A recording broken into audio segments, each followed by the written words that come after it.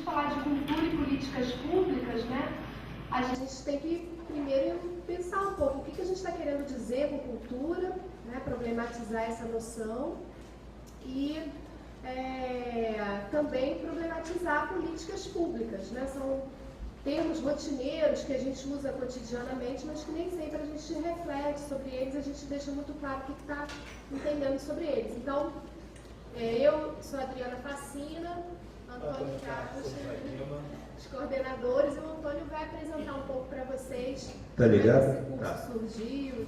Tá ligado? Bem, boa tarde a todas e a todos. É uma satisfação estar dando início a esse curso. Esse curso é uma das atividades programadas como parte do projeto Violência, Desigualdades e Conflitos no Brasil Contemporâneo, um grande projeto financiado pela Financiadora de Estudos e Projetos, FINEP, para o Programa de Pós-Graduação em Antropologia Social do Museu Nacional. Esse projeto está chegando a seu mês final e essa é uma das últimas atividades que nós desenvolveremos. Algumas outras ainda estão pensadas. Dentro desse projeto, um conjunto de atividades estava pensado para disseminar conhecimento produzido, antropologicamente, em circuitos mais amplos que aqueles das universidades, né, daquilo que se chama normalmente academia, né?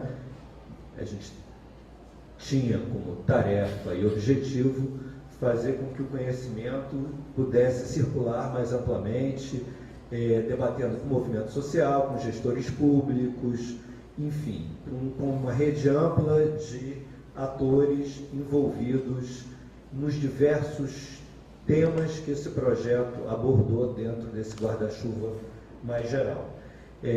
Esse, portanto, é um curso que a gente entende como um panorama geral das questões, correto? Lidando com um tema candente. Nós tivemos 483 inscrições, prevíamos 50 inscritos, aceitamos até 90 pessoas, né?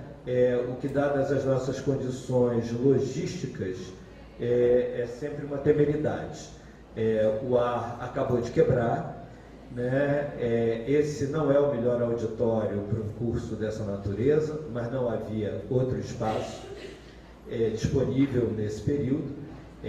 Nós estamos aqui do lado da área de circulação das exposições, então nós temos que ficar com as portas fechadas, ou então a gente vai ouvir muita criança andando para lá e para cá, porque esse é um espaço de frequentação de escolas, etc. Isso a gente está dizendo para pedir a vocês paciência, caso a gente fique um pouco abafado. Recepção calorosa. Foi tudo pensado, né? Uma coisa fofa. Criar um clima assim. E, enfim, se a gente não aguentar mais essa fofura toda, né, e abrir a porta, eu espero que todo mundo possa ter paciência com as criancinhas gritando. Nada de baixar Herodes. Isso. Considerando que vocês vão estar aqui só uns 5 dias, não estão aqui há 30 anos, dá para segurar, né? Bem, algumas questões operacionais antes de passar aí para a parte mais substantiva.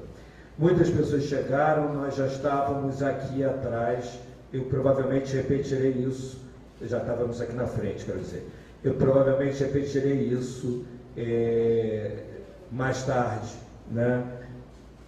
E no final da exposição de hoje. Nós pedimos que todo mundo entregasse uma ficha de inscrição que nós enviamos por e-mail. Pedimos que entregasse impressa. Algumas pessoas não puderam trazer hoje. Se vocês não trouxerem, a gente não vai poder emitir certificados, porque não somos nós que emitimos os certificados. Isso tudo vai para a PR5, para a Pró-Reitoria de Extensão da Universidade Federal do Rio de Janeiro, e lá os certificados são confeccionados. Então, nós necessitamos realmente dos dados de vocês.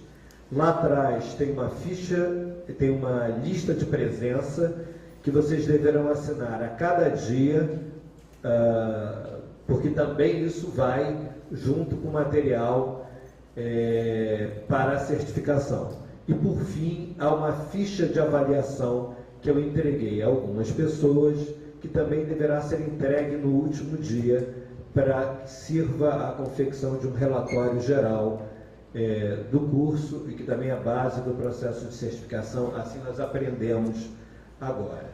Bem, Adriana, talvez seja... Lá atrás também tem um folder impresso.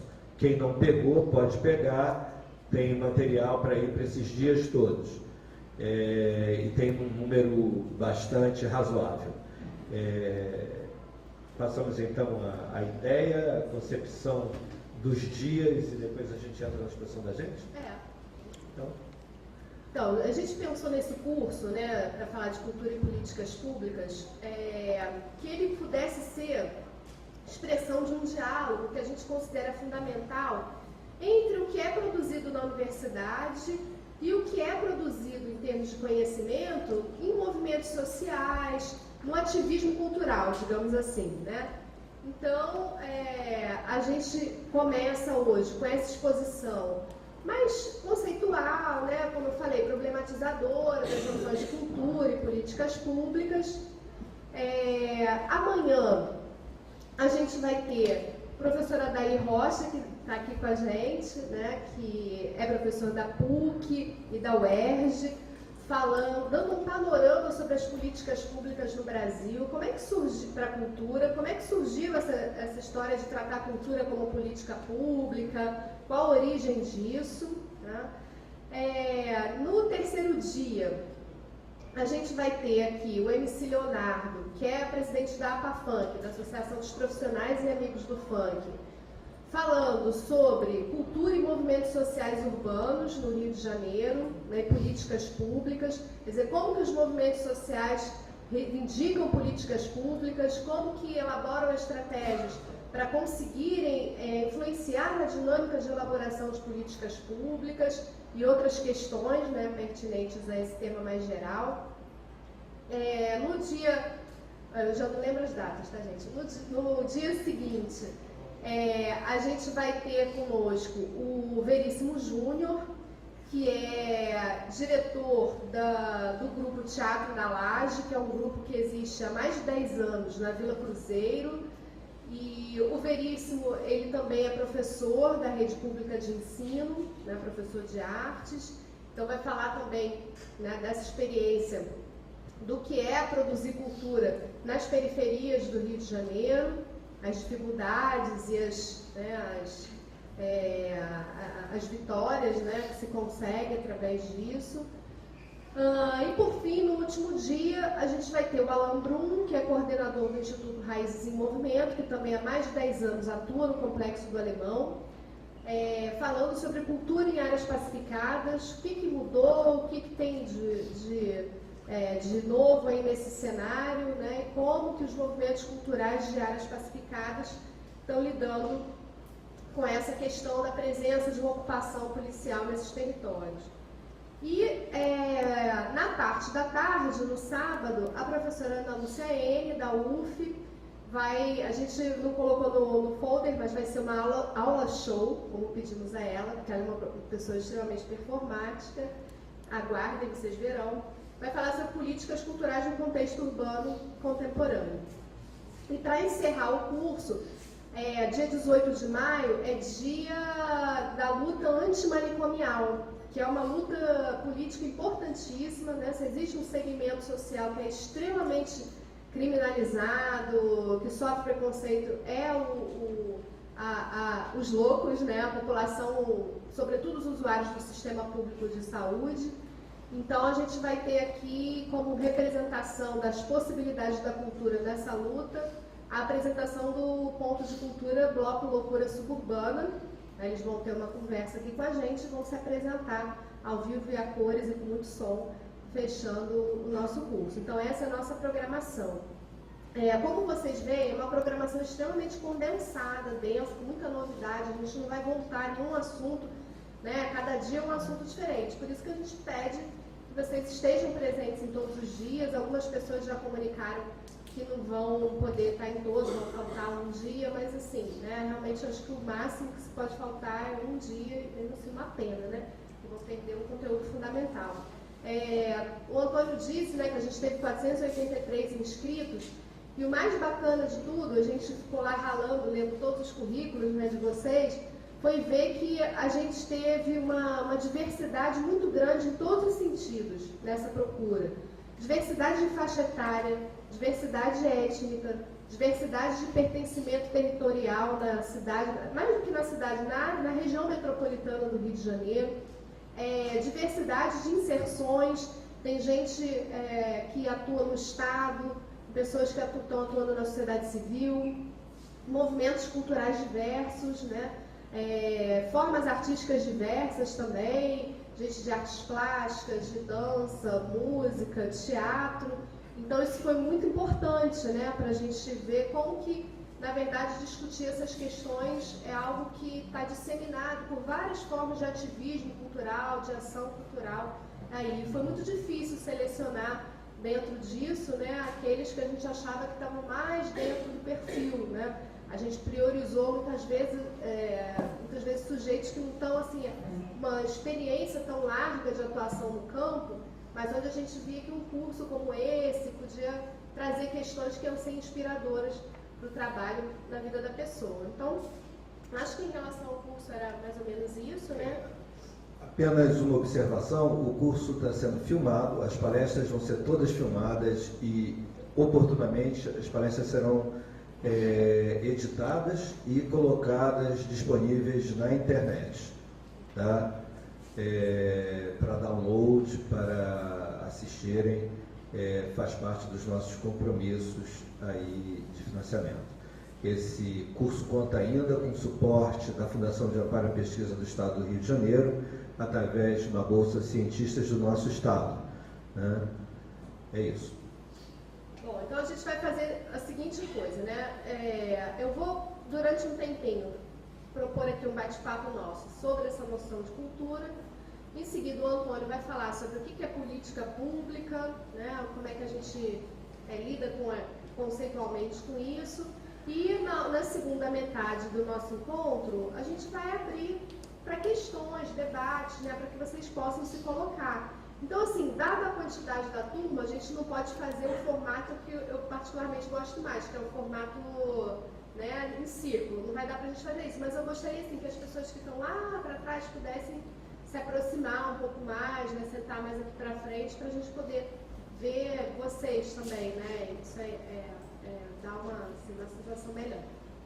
Bom, essa noção de cultura, né, sequer a gente pode dizer que ela é um conceito, porque conceito é algo mais fechado, né, mais assim, que serve para a gente explicar processos sociais, né, e cultura não é propriamente isso, né, é uma noção, em certa medida, um pouco vaga. Quando a gente fala cultura, se eu for perguntar para vocês, a gente vai ter aqui 5, 6 ideias diferentes, provavelmente até mais do que isso, cada um vai chamar a atenção para um aspecto que está envolvido nessa ideia, né? Então, eu acho que é mais interessante a gente falar ou de uma noção de cultura ou de uma ideia de cultura. E o que é interessante também é que cultura, ao mesmo tempo, ela pode ser uma noção que a gente usa para explicar as coisas, né? Como quando a gente fala, isso é uma questão cultural, tudo. Como pode ser também entendida, né, no sentido antropológico do termo, como uma categoria nativa. Né? Muitas vezes as próprias pessoas usam isso para explicar comportamentos sociais, para explicar a diversidade, né, dos grupos sociais humanos. Então, assim, é uma noção que traz dentro dela uma série de ideias. Né? E muitas vezes, o que acontece? A cultura, ela aparece como algo um pouco desvinculado da vida social como um todo, né? Às vezes a gente pensa a cultura como uma coisa assim que não é tão fundamental, né? O fundamental é o trabalho, o fundamental relação às relações sociais que fazem com que a gente possa sobreviver, e a cultura é vista como uma coisa meio à margem disso, uma coisa que a gente faz nas horas vagas, né? Ou por vezes também, o que está associado a essa ideia, a cultura é vista como um campo da atividade humana que é meio imune aos conflitos políticos, às questões econômicas, como se fosse algo realmente à parte, com regras próprias, com uma dinâmica própria, que não dialogaria muito com as tensões que existem na sociedade como um todo, né? Muitas vezes isso aparece, por exemplo, através da ideia de que a cultura ela vai unificar coisas muito diferentes ou realidades muito contraditórias, né? Tipo, quando a gente fala uma cultura brasileira, quer dizer, o Brasil é um palco de diversidade, de desigualdade, né, de conflitos, mas existiria uma cultura brasileira onde tudo ali se resolveria, onde haveria um grande congraçamento. Bom, por que essa ideia se consolidou dessa maneira? Né? A cultura como alguma coisa que unifica, que une, que apazigua. E é estranho a gente pensar sobre isso, né? Porque a origem da palavra ela tem a ver com atividades muito concretas, que tem a ver com o cultivo da terra, né? Com a domesticação de determinadas espécies de plantas para que pudessem servir à alimentação humana. Quer dizer, por que de um sentido tão concreto, tão prático, se passou a um sentido tão abstrato? Né? Isso é parte da história da contemporaneidade. Tem a ver, sobretudo, com o avanço das modernizações capitalistas a partir do século XVIII, onde as atividades que envolvem a criatividade humana muitas vezes vão ser vistas como alguma coisa que se contrapõe ao trabalho padronizado, à vida padronizada, né, à alienação, a tudo que vai compor essas sociedades novas que estão surgindo com a expansão do processo de industrialização, de modernização, né, de transformações nas relações sociais, né, que se intensifica a partir do século XVIII.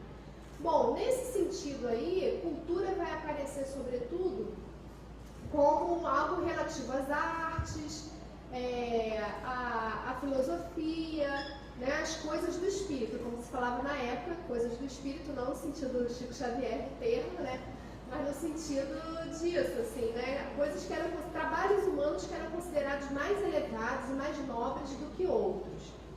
E isso mostraria, né, uma possibilidade. Será que dá para levantar? Dá para ser? Não sei. Dá, né? Isso mostraria, né, as possibilidades de manutenção dessa criatividade humana, mesmo em momentos onde se estava criando uma sociedade que era hostil a ela, né, onde se demandava um trabalho repetitivo, padronizado, voltado para a produção de mercadorias, né, e não para a produção de alguma coisa que tivesse um valor em si. Então de certa forma, um trabalho artístico, muitas vezes. Né? Não precisa ter um valor de mercado para ter um valor simbólico, para ter um valor cultural. Bom, o problema disso é que esse mundo, né, da criatividade livre e tal, ele vai ser visto como um mundo para poucos.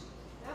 Por que para poucos? Porque ele vai ser ou para quem é dotado de talento, capaz de produzir obras artísticas, ou para quem é capaz de fruir adequadamente isso que é considerado arte.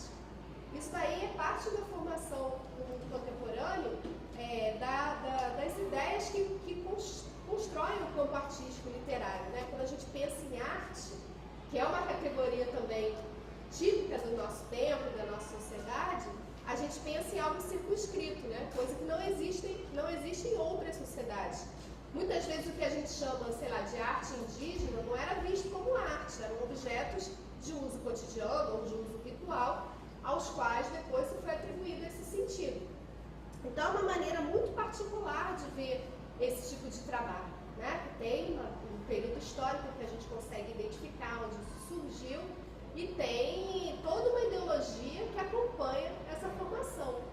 Então a gente tende a ver o campo artístico, campo mais amplo aí da cultura, como esse campo, como eu falei, primeiro, destacado na prática social mais geral, e também um campo meio que restrito, né? Um campo aberto a poucas pessoas, porque ou você tem o seu talento e esse talento é reconhecido, ou você é uma pessoa de gosto, né? E vai saber fruir obras de arte, consumir obras de arte, criticar obras de arte, por aí vai. O problema disso é que essa é uma concepção, primeiro, que ela torna universal coisas que são particulares. Então eu tendo a achar que determinados valores sobre o que é belo, o que não é, o que é artisticamente válido, o que não é, são coisas universais que valem para todo mundo. E se você não consegue compreender isso, é porque você não é uma pessoa de gosto, né? Nas sociedades contemporâneas, a princípio, qualquer um de nós pode chegar a qualquer lugar na escala social, né?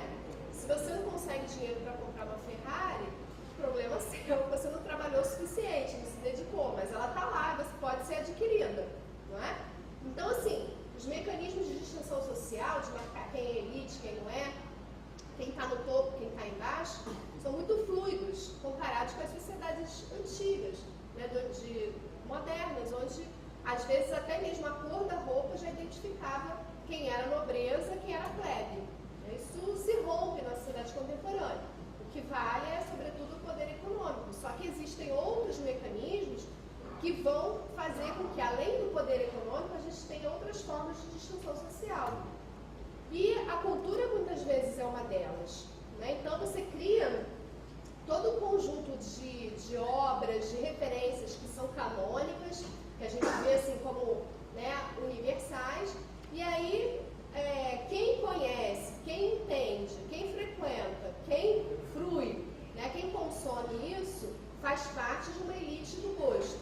Quem está fora desse jogo é a ralé, né? Produz o quê? Lixo cultural, né? Ou nem sequer produz cultura, são pessoas muitas vezes que são vistas como tendo que ser civilizadas culturalmente. Parece assim uma coisa muito óbvia o que eu estou falando, provavelmente, só que, por incrível que pareça, por mais óbvio que isso nos pareça, né, muitas das atuações públicas que têm a ver com esse campo das políticas culturais trabalham nesse registro, né? Por exemplo, quando eu falo em democratização da cultura, muitas vezes eu vou entender isso como levar essa cultura elevada àqueles que eu considero que não têm cultura, né?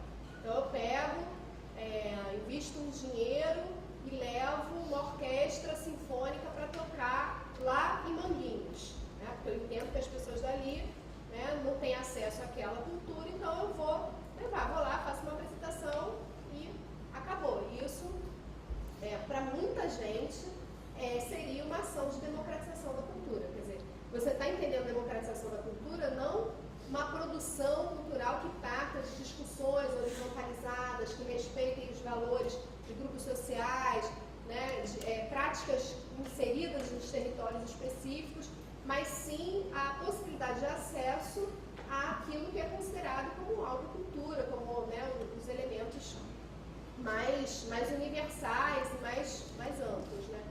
O problema disso é que toda vez que a gente... São vários problemas, né? Um deles é o seguinte: toda vez que a gente estabelece um referencial como sendo o referencial canônico, né? Ou seja, aquele tipo de obra ou de ideia e tal, que vai ser modelo, né? Exemplo do que é mais elevado da produção humana, a gente está esquecendo que tem todo um processo de disputas simbólicas, de disputas políticas, que fazem com que aquele tipo de obra seja escolhido como que é canônico e não outras, né? Esses processos, eles não são naturais, né? Tá ruim? Eu desliguei? Não, não desliguei não. Vou ter que sentar de novo. Meu raciocínio quase não funciona sentado, mas tudo bem, vamos tentar. Então, assim, eles... Aí, já misturou a cabeça. eles passam por um processo e determinadas referências que são de um determinado momento vistas como exemplo de arte maravilhosa e tal, elevada, em outros momentos foram vistos como lixo cultural. Quer um exemplo? Pixinguinha e os 8 Batutas foram escolhidos pelo governo brasileiro para representar o Brasil na Exposição Universal em Paris, em 1922. Eram jovens, né, em sua maioria negros, músicos que estavam ali, né, fazendo parte da história da invenção do choro, que é entendida hoje como a música instrumental brasileira por excelência. Pois bem, em vários artigos de jornais da época, saíram críticas extremamente violentas a essa iniciativa, dizendo assim, um deles, por exemplo, o Jornal do Comércio, dizia assim: é um absurdo que o governo brasileiro mande essa negralhada em Paris para nos representar com essa música de batuque, que vão achar que aqui só tem macaco atravessando no meio da rua, que a gente só sabe bater tambor africano.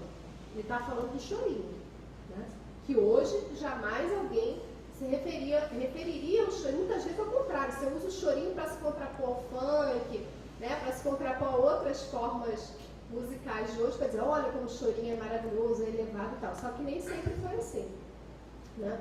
Então a gente, existe uma história aí que permitiu com que esse gênero musical fosse aceito e consagrado nos dias de hoje, e naquele momento, onde ele estava sendo fundado, né, isso não era visto dessa maneira.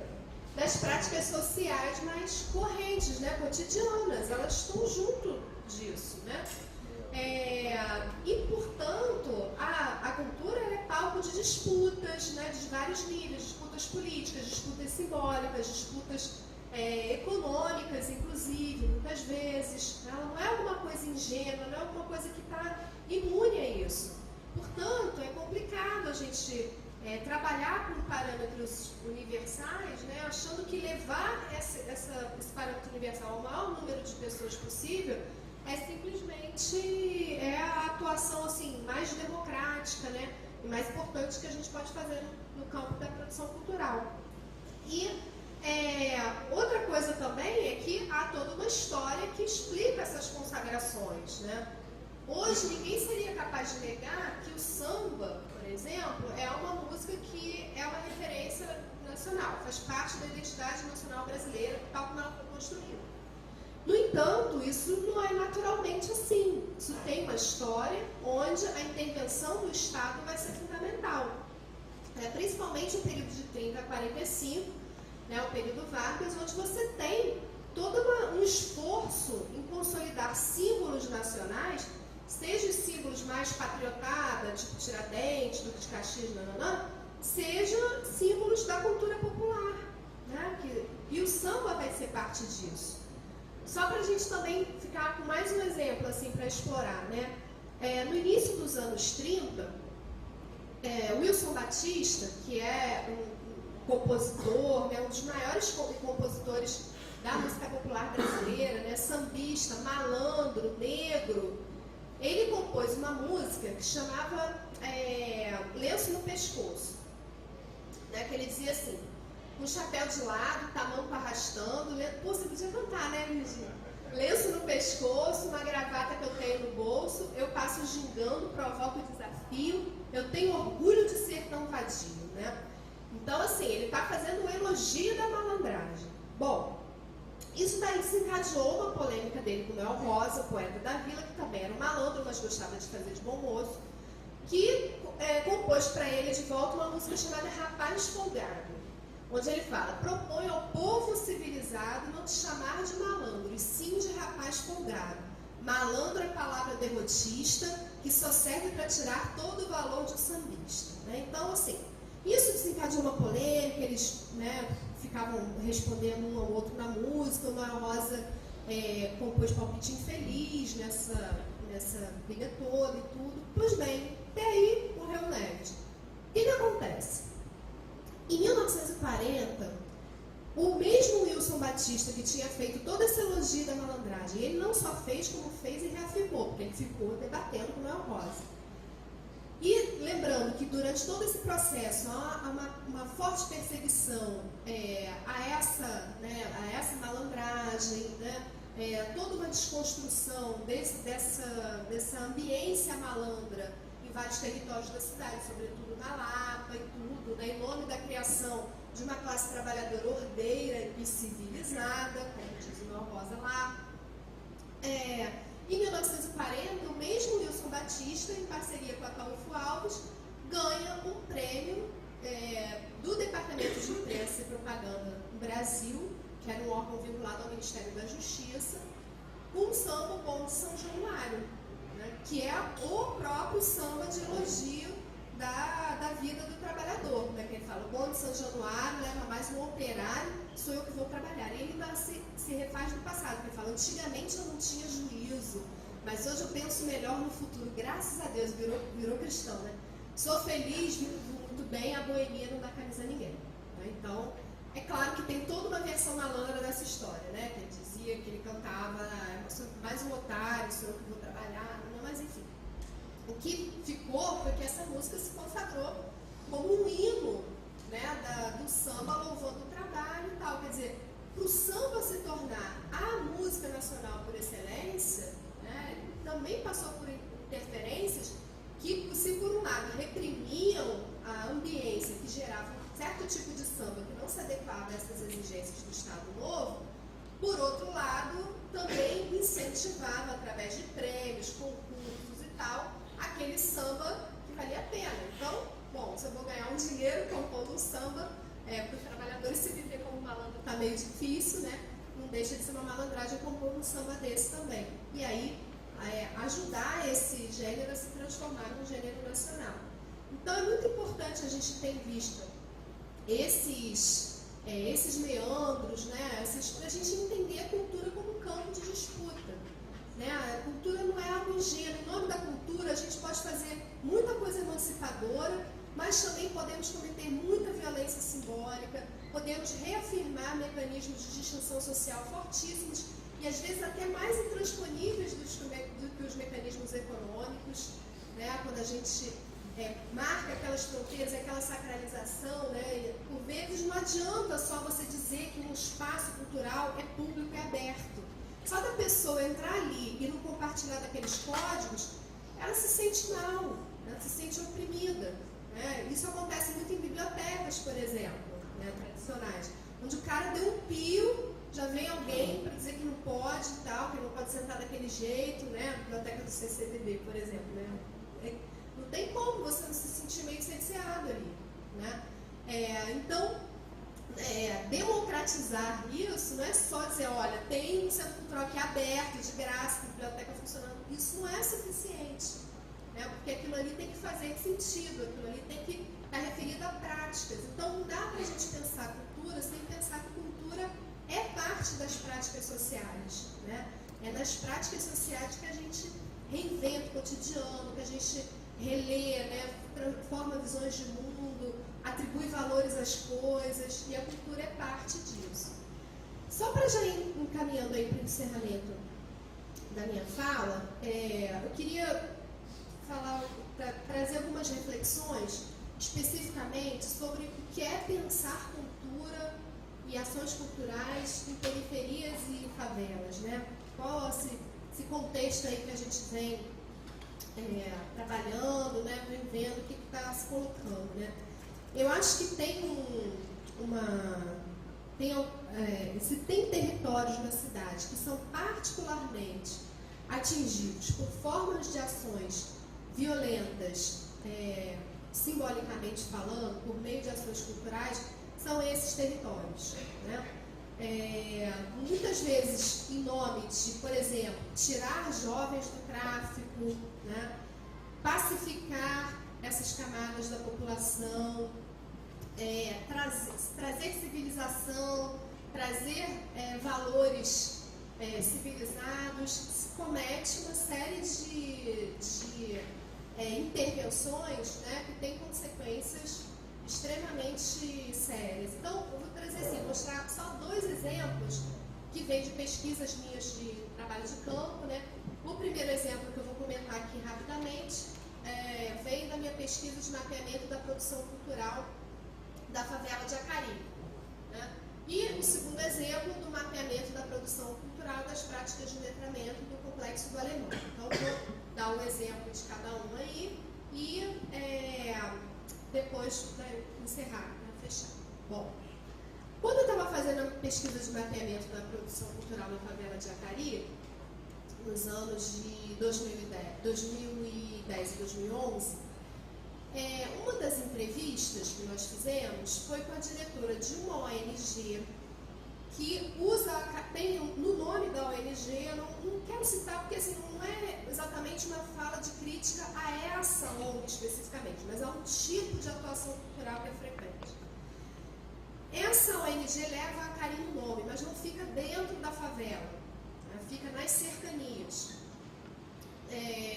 Mas atende a uma população de crianças e jovens da favela e, obviamente, ter isso no nome, ter esse nome, Acari, né? Acari é uma favela muito conhecida por tudo de negativo, né? Em geral, quando se fala Acari, é um dos menores IDHs do Rio de Janeiro, tem a triste memória da chacina de Acari, né, no início dos anos 90, que eram jovens moradores ali que foram sequestrados e mortos, seus corpos desapareceram até hoje, não foram encontrados. Então, disso surgiu o movimento das mães de Acari, né, as que sobreviveram ainda reivindicam o direito de enterrar seus filhos.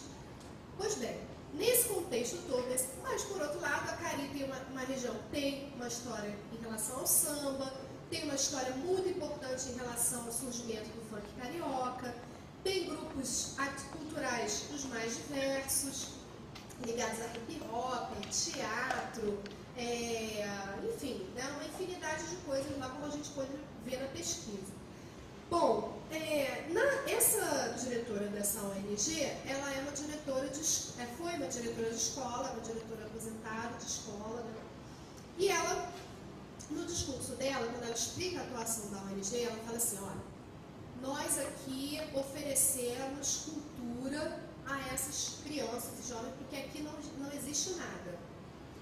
Antes da gente chegar aqui, não existia nada aqui.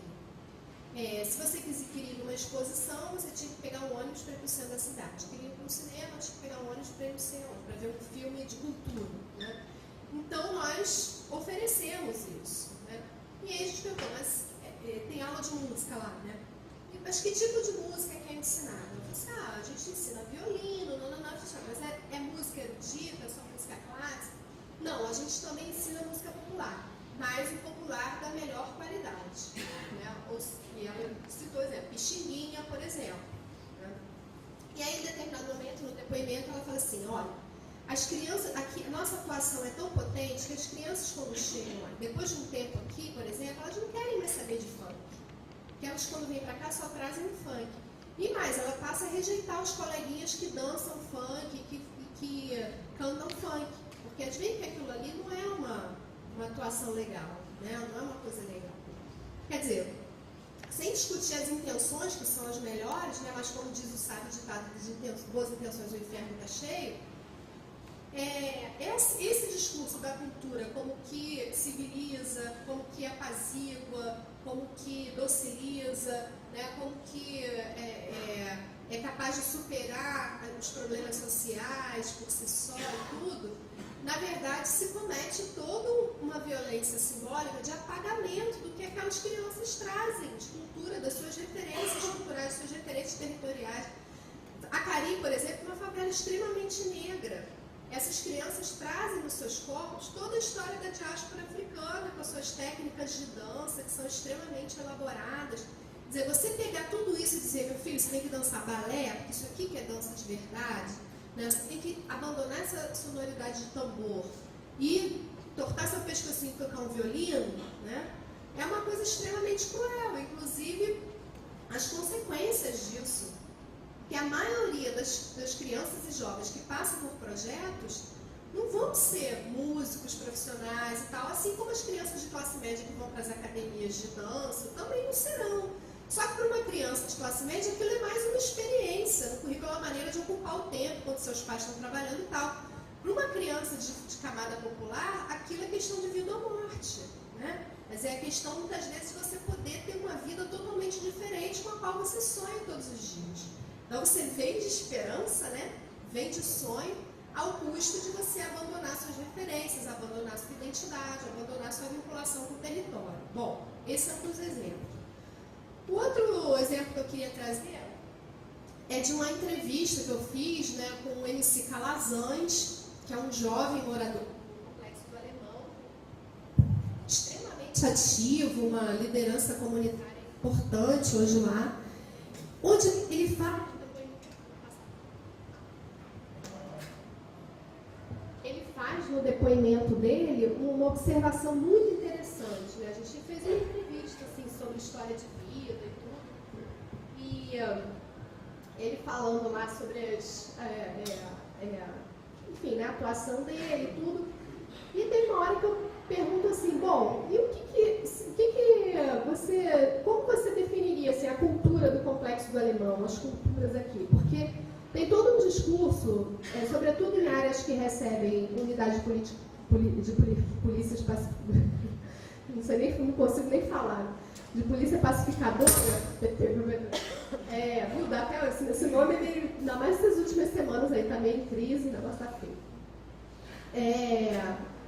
Porque tem todo um discurso assim, né? Junto com a polícia chega um pacote cultural também, né? Que em geral vem Afro-Reg, vem algumas iniciativas de outras ONGs, e vem um monte de show, lá no Alemão muito show, é Preta Gil, tá toda semana lá e tal, né? Inauguração da árvore, ano novo. Tipo assim, vamos levar a cultura para um lugar onde não tem nada, né?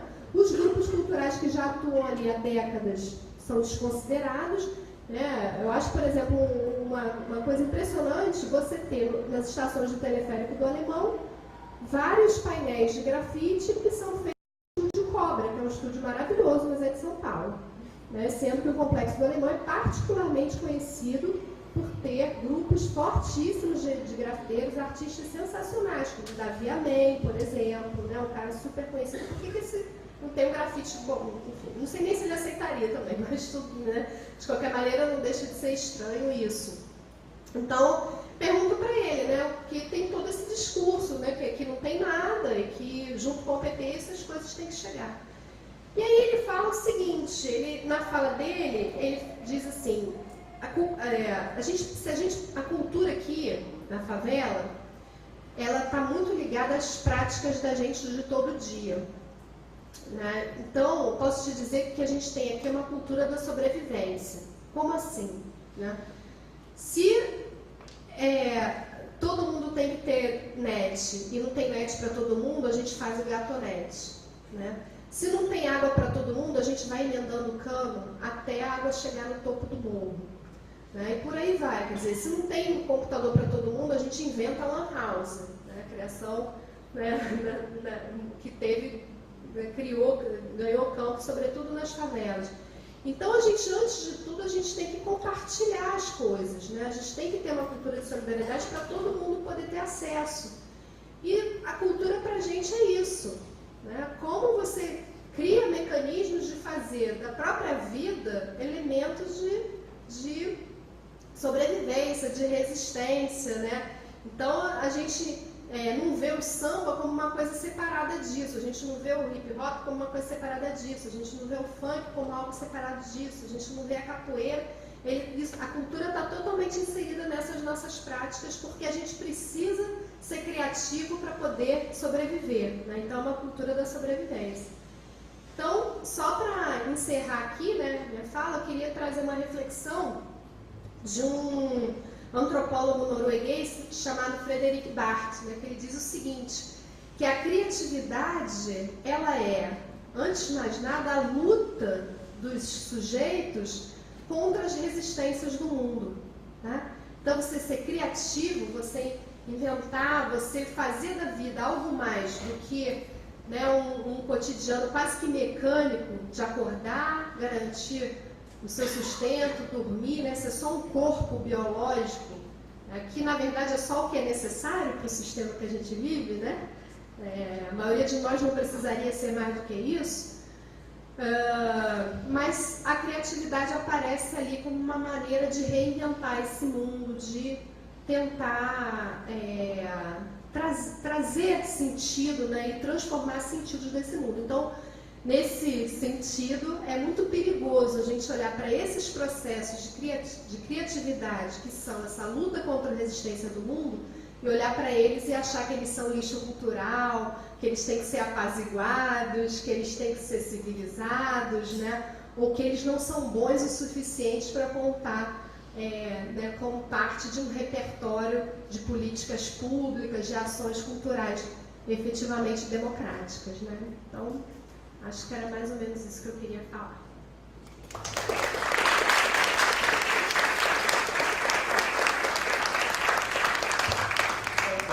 Bem, pela fala da Adriana, vocês já devem ter visto que falar de cultura, sobretudo no cenário contemporâneo, é falar também de uma dimensão essencialmente da ordem do poder, né?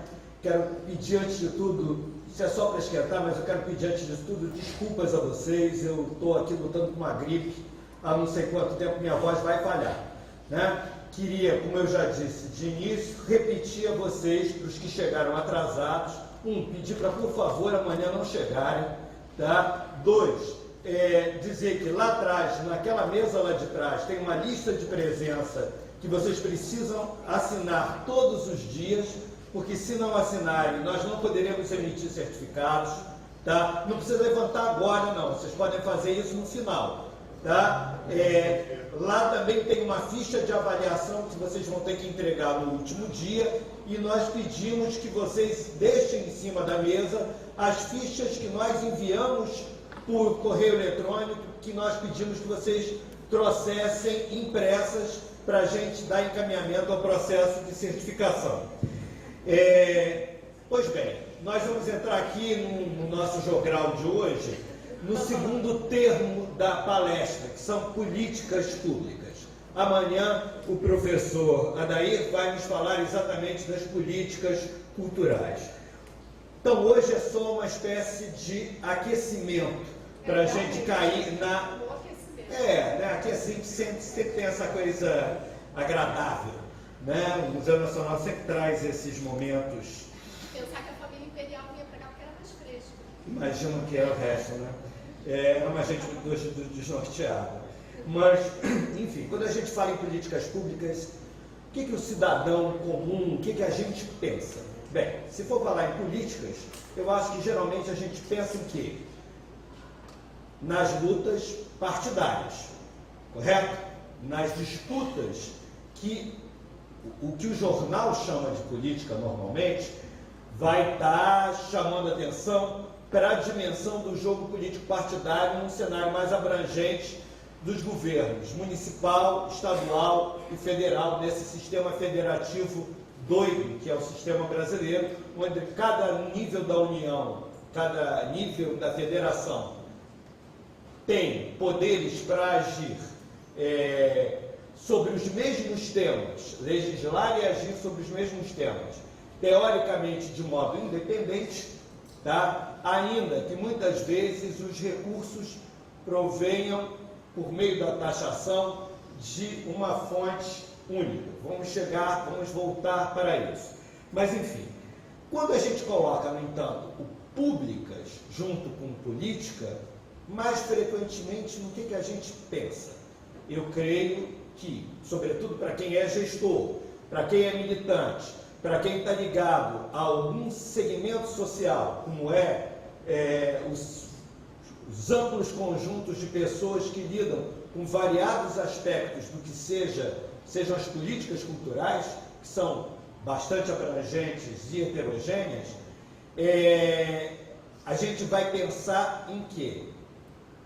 Em um certo modelo de conceber ações de governo emanadas de um desses 3 níveis, ou dos 3 níveis da federação, portanto do Estado brasileiro, tá? Em relação a uma área da vida social. Nós então falamos em políticas públicas para a educação, políticas públicas para a saúde, políticas públicas para a cultura, políticas públicas para a mineração, políticas públicas para o turismo, políticas públicas para os grandes empreendimentos que avassalaram nossas vidas nos próximos anos.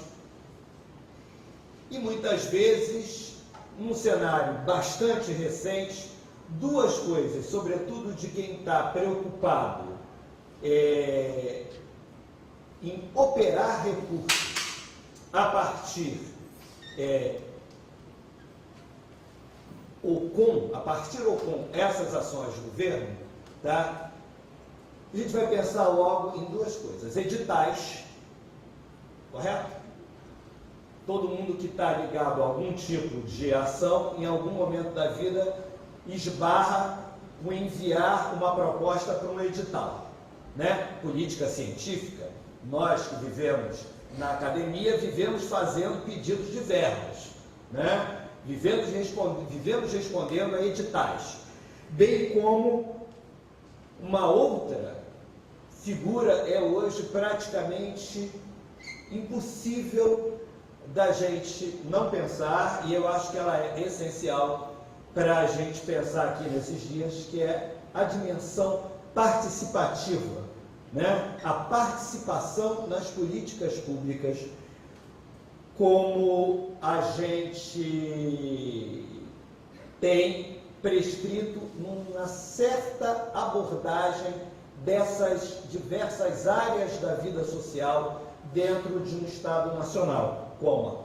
a economia. A vida social flui, né? Nós adoecemos, vamos à escola, vamos ao cinema, trabalhamos, mas para efeitos de governança, isso é separado em gavetas diferentes, em agências diferentes, em políticas, planos e formas de ação específicas. Vejam, essas ideias, esse modelo de ação governamental, ele provém da ciência política, é algo que vem do início do século XX, final do XIX, já havia alguns desses elementos, mas é sobretudo dos inícios do século XX, e ele supõe que na vida social tudo se passe racionalmente, tá? Que haja um modelo racional de perceber os problemas sociais. Racional quer dizer, dentro de uma chave onde lidamos diretamente com objetos neutros, a partir de princípios única e exclusivamente da razão. Excluímos, por exemplo, uma dimensão que a Adriana acabou de chamar a atenção como fundamental, tá? Quando pensamos cultura, dimensão essa que normalmente foi excluída também da noção de cultura em diferentes momentos, que é a questão do conflito, da disputa e do poder. Bem, nesse modelo racional, tá? Os gestores, como chamaríamos hoje, de organismos governamentais, ou mesmo de uma instituição, porque esse modelo também é aplicado para políticas institucionais dentro de agências específicas, estatais e não estatais,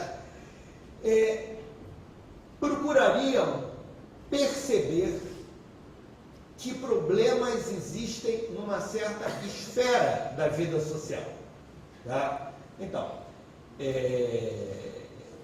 quais são os problemas que existem para o bem-estar sanitário da população brasileira? Tá? Quais são os problemas? Enfim, claro que isso daí eu estou falando em termos muito mais gerais. Isso detona toda uma parafernália de processos, tá? De diagnóstico de uma situação. Tá? Então, o ponto de partida é como se a gente pudesse ter uma anamnese do social, tá? Na base da razão e de instrumentos que, teoricamente, vão dar um retrato preciso, um exame de imagem, que nós todos sabemos que não tem nada de preciso, né? Quantas das vezes a gente faz 500 exames de imagem, né? para descobrir que temos formações atípicas, que um médico interpreta de uma maneira, outro médico interpreta de outra. De qualquer forma, neste modelo de formulação de políticas públicas, parte-se da ideia de diagnóstico que permite detectar problemas, tá, naquela área, problemas que serão problemas que se tentará sanar através da intervenção governamental. Esse diagnóstico pauta, portanto, uma agenda pela qual os poderes públicos deveriam agir em relação a resolver aqueles problemas, né? A partir dessa agenda e de diferentes processos, a cada momento do tempo esses processos de formulação de políticas foram diferentes, se estabelece, se formula, portanto, um plano de resolução desses problemas, se planifica, tá? A resolução, seja lá de que problema for. Planificação é uma outra etapa, tá? E a partir da planificação vai-se, portanto, agir, vai-se, portanto, efetivamente para a ação governamental, que seria a implementação desses planos como tentativas de resolver problemas detectados na sociedade. Bem, parte-se também do princípio, nem sempre isso existiu, mas houve uma retificação desse modelo racional que percebeu, depois de um dado tempo, que nada acontecia dessa maneira. Primeiro, que os formuladores já eram pessoas de certas camadas sociais. É a história do grafite do alemão. Ninguém, num dado momento do tempo, ninguém perguntava aos principais usuários de certos serviços o que eles queriam, ou como queriam que esses serviços fossem apresentados. Então, se planificava, se diagnosticava, se planificava e se implementava coisas que não funcionavam em absoluto. A partir de um dado momento, os especialistas em administração pública passaram a pensar que tinham que corrigir esses planos e ações. E a partir daí, passaram a propor formas de avaliar. E a partir da avaliação, dessa implementação, de retificar as políticas para torná-las mais eficazes, mais próximas dos cidadãos usuários últimos. Bem, esse modelo é um modelo muito bonitinho.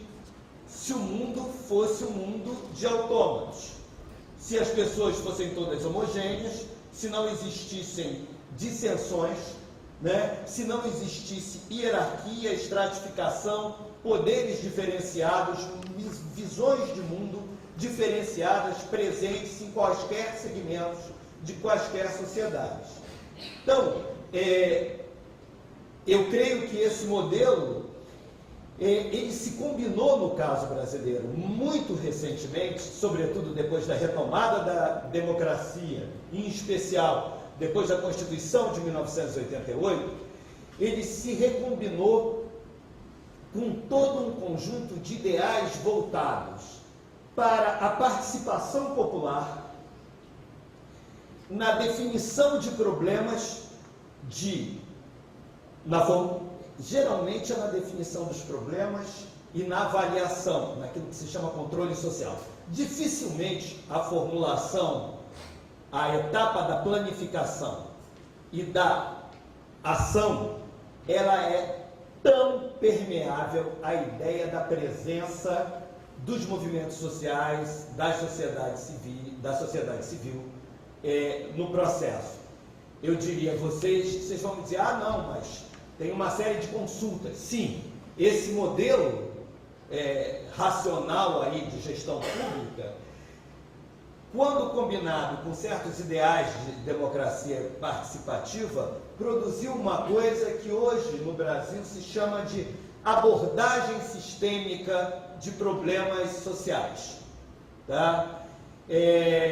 eu diria que o ponto zero disso daí, em termos de aplicação de políticas públicas, eu estou fazendo tudo um pouco caricato, porque a gente tem pouco tempo, e amanhã realmente é que a gente vai entrar na questão das políticas culturais. Eu diria que o ponto zero, tá, disso daí foi, sem dúvida, a implantação dessa combinação do modelo racional excludente com um modelo participativo supostamente inclusivo, tá, sob a forma da implantação do Sistema Único de Saúde. O Sistema Único de Saúde foi, até certo ponto, a matriz das abordagens sistêmicas em políticas governamentais. Cada área, a educação tem uma história específica, a cultura tem uma história específica. Eu estou falando de um tempo muito recente que nos toca a todos hoje, quando estamos envolvidos em movimentos sociais, ou mesmo quando estamos, por exemplo, pesquisando uma dada questão, ou estamos pesquisando e intervindo. Vocês provavelmente, se estão mais voltados para as questões culturais, devem conhecer pouco ou nada do que eu faço, porque eu trabalho essencialmente com política indigenista, e isso acontece sobretudo fora do Rio de Janeiro, né? Quem trabalha com política indigenista ou é índio voltado aos movimentos indígenas, em geral, conhece mais ou menos o que eu faço. Eu estou insistindo nessa coisa do Sistema Único de Saúde, porque ele é presente aí na vida da gente. O que ele faz, né, o SUS? Ele delega ao município as principais ações. Coloca no plano federal a formulação, tá, e a coordenação do que seria o controle social, tá, do sistema. Como o controle social, essa palavra com que todo mundo que está envolvido em algum movimento acaba lidando em algum momento, como é que o controle social nesse tipo de abordagem sistêmica é concebido? Ele é concebido através da ideia da presença da sociedade civil num conselho setorial, tá? Conselho Nacional de Saúde, no caso, tá? Mas existe o Conselho Nacional do Meio Ambiente, existe o Conselho Nacional de Educação, tá? Existe, enfim, existem inúmeros conselhos. Conselho Nacional de Gestão do Patrimônio Genético, né? Tem conselho para tudo quanto é lado. Nesses conselhos, teoricamente, se deliberaria, se formularia questões e se deliberaria, tá? O que seria passado, então, por uma instância do Executivo que executaria essa planificação, tá? Então, a participação estaria nessa dimensão, mas também no fato de que, de tanto em tanto tempo, 4 em 4 anos, na verdade, se teria uma Conferência Nacional de Saúde. Nós estamos às vésperas da Conferência Nacional de Educação, que será em 2014, no ano que vem, tá? O que significa que agora, no segundo semestre, estão conversando as conferências municipais, que desembocarão em conferências estaduais, tá? Elegerão representantes para uma conferência nacional, tá? A mecânica é toda muito mais complexa. Se vocês conhecerem cada uma dessas áreas, vocês conhecerão essa complexidade.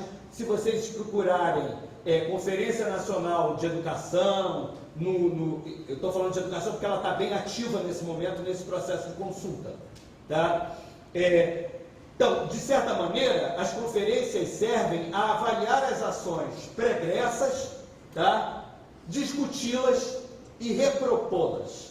Então, de cada conferência e da sanção dos conselhos, sai um plano de gestão, um plano nacional que vige por um certo tempo, tá? Que, via de regra, está ligado a um fundo. Isso é ideal, tá? Um fundo de recursos específicos para aquela área. Bem, teoricamente, em tudo isso, a sociedade civil está participando via conferências, via redes de organizações, sindicatos, sindicais ou não sindicais, nos conselhos. E o imperativo do exercício do controle social por parte da sociedade estaria aí contemplado. Bem, eu diria que o sistema é muito bonito. Se fosse possível a todo mundo que tem interesse em discutir tais questões participar, tá? Talvez eu vá exagerar agora, mas eu acho que é para ser arrematado amanhã de uma outra maneira, né? Participa quem pode, né? Vocês já tentaram chegar e se fazer presente numa instância participativa dessas? Da sociedade dita civil mesmo.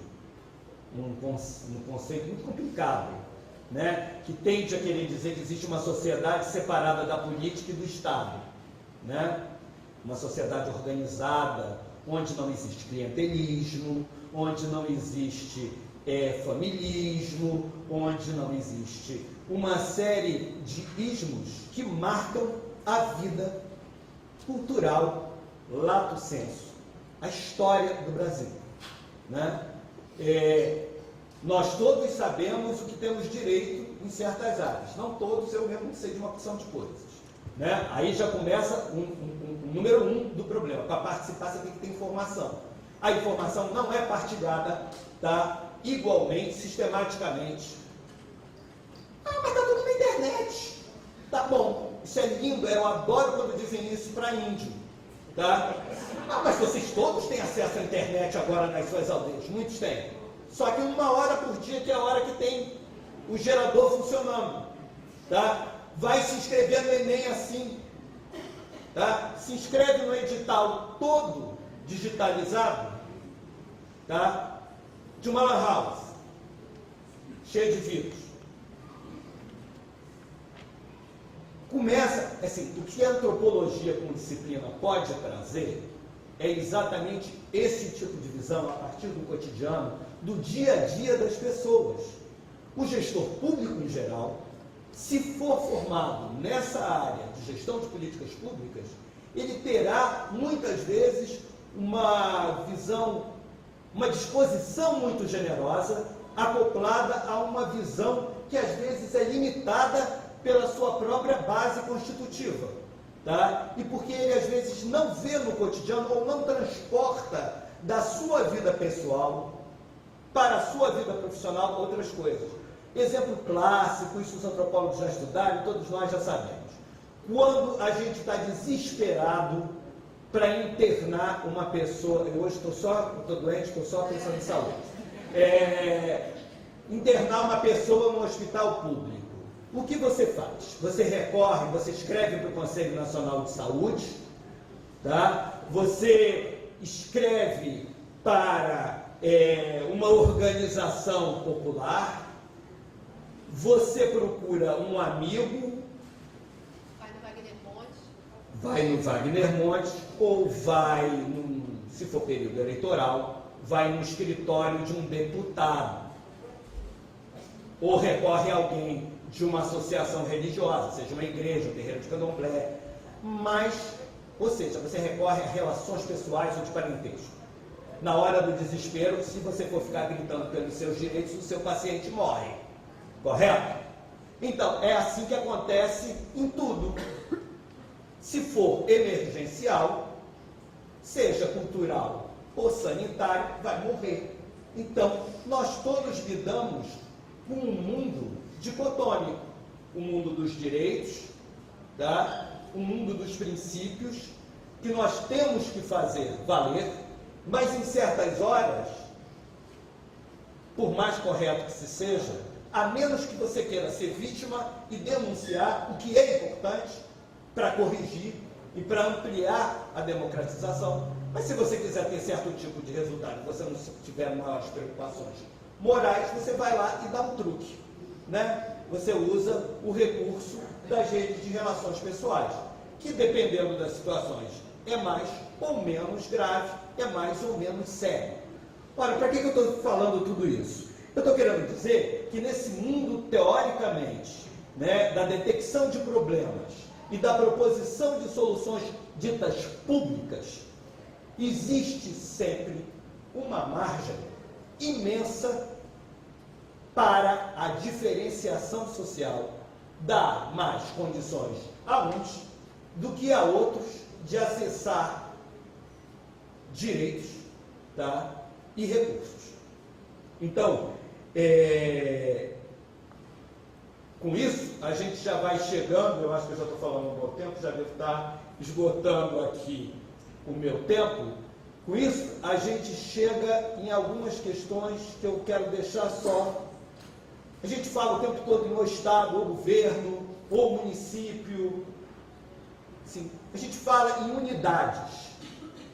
A gente pensa que esses cenários com que a gente lida são cenários quase que condizentes com uma consciência individual. É como se o Estado, a gente dissesse, bom dia, o Estado, eu quero que você faça isso e aquilo.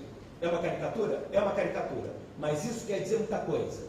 Tá? Se a gente tem feixes de ações diferentes, embora um sistema jurídico teoricamente único, mas nós todos também sabemos que o sistema jurídico é operado diferencialmente, de acordo com a sua posição social, que as regras são, as mesmas regras são entendidas, até no STF, por um juiz de uma maneira, por outro de outra, tá? Na concretude da vida cotidiana, tá? Isso ainda varia muito mais. Então, pensar que o Estado é um ente homogêneo, único e dotado de uma consciência e que opera por planos racionais com vontade definida é a melhor maneira de não conseguir chegar a se fazer presente numa série de cenários.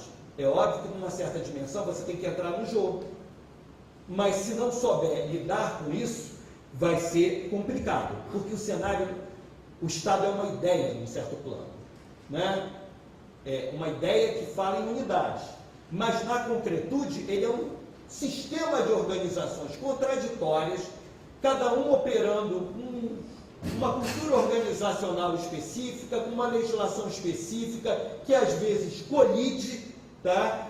Propiciando que nisso tudo, seja na cultura, seja em qualquer outra área, as ações estatais sejam contraditórias, sejam parcial ou totalmente excludentes, tá? E que esse imperativo da participação precise ser repensado para ser aperfeiçoado. Não é uma questão de jogar fora, é uma questão de aperfeiçoamento, de luta por construir uma outra maneira de se relacionar no espaço público. É preciso ter consciência de que isso não funciona ainda como devia, para que a gente possa lutar por construir uma outra forma de agir, sem nos iludirmos com unidades, com racionalidades, sabermos que é necessário dialogar, sabermos que autoridades investidas de uma série de emblemas de superioridade, às vezes, conhecem muito menos de certas questões com as quais nós estamos envolvidos do que deveriam para ocupar as posições que ocupam, tá? E que essa demanda por outro lado, precisamos saber que nós precisamos ter competências, tá? Que nos permitam entender, na hora que a gente senta num cenário, num conselho municipal, um conselho estadual ou um conselho federal, que as pessoas começam a falar em portarias, leis, etc. Se vocês já tiveram a experiência de participar de qualquer coisa, a gente fica zonzo, tá? Eu participo no momento de uma, já participei de outras. A gente tem que se ressocializar. Não, senão a gente fica fazendo o mesmo discurso denuncista de sempre. E a gente não vai no ponto da questão, porque tem uma pessoa que diz, não, isso que você está dizendo não é bem por aí, porque tem a portaria tal, não sei o que, não sei o que. Então, tem uma dimensão que é fazer quem está lá ouvir o que você diz. Outra coisa é ter as condições de fazer as pessoas ouvirem, o que é um problema também de quem está do outro lado. Tá? Então, o que eu quis dizer hoje aqui? né, basicamente, de onde, do ponto de vista do senso comum, se parte quando se fala em políticas públicas, que ideias fortes se tem atrás disso, sobretudo essa questão da unidade, de um planejamento racional de Estado, de uma execução destituída de interesses, etc. Tá? Tentei chamar a atenção de como isso no Brasil, a partir de um dado momento de redemocratização, se consubstancia no que tem sido chamado, se junta às ideias provenientes de um certo ideário de democracia participativa, que colide o tempo todo com a base da nossa democracia representativa, que isso é um nó do qual a gente não consegue escapar, né? Que precisa ser resolvido. Que isso gerou, isso que se chama costumeiramente aí de uma abordagem sistêmica, que é algo que eu creio que a cultura está reivindicando ainda estabelecer, tá? E vem sendo, e talvez no caso da educação nunca seja estabelecido, porque cada município recebe poupudas quantias de dinheiro e não está a fim de se submeter a uma regra única, né? Que é o que está por trás da abordagem sistêmica. Eu falei muito por cima. Enfim, que nós precisamos desconstruir essas ideias de totalidade, de racionalidade, para olhar aí os mecanismos pelos quais uns podem mais, outros podem menos, tá? E nos chamar a atenção de que não é apenas denunciar numa certa chave, tá, as incongruências desse sistema, mas também é nos apoderarmos dos instrumentos para que a gente cada dia consiga falar mais de igual para igual quando falar com o gestor público. Tá? Não é virar mas é não deixar que a linguagem cifrada dos anjos, que toda a área específica tem, tá, nos abduza como cidadãos dotados de direitos, né, e poderes. Era isso. Obrigado.